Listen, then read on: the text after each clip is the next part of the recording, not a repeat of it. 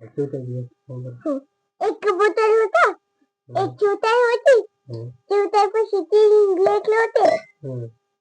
मग एक मेंढीचं घर चिवताईचं होतं, मेणाचं.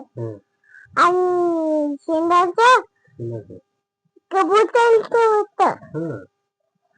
आणि पाऊस आला एवढा मोठा, आणि त्याचं घर ते तुटून गेला. आणि चिवताईचा गला चालला नाही. चिवताईनं कवारच खोललं नाही. चिवताई दार उघड म्हणू लागला.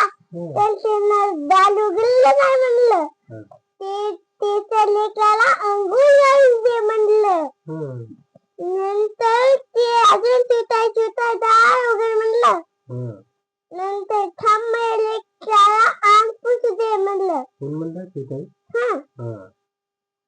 आणि ते चिवताई दार उघडलं अजून म्हणू लागलं. थांब माझ्या लेकराला झोपी घालू दे. चिवताई दार उघडलं अजून म्हणू लागलं. थांब माझ्या लेकराचा मेकअप करू दे. मग चिवताईनं दार उघडलं आणि अंग पुसायला लागली.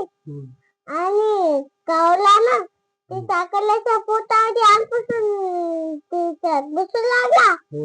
आणि शी केली ती साखरल्यामध्ये. आणि मग चिवताई ते साखर घ्यायला जाऊ लागली साबणवाला. मग चिवताईचा हात भरला. मग चिवताई दांडी घेतली आणि कबूतरला मारू लागली. कबूतर उडून गेला जातं. मग कबूतर ते चिमणीची लेकरं उठले. मग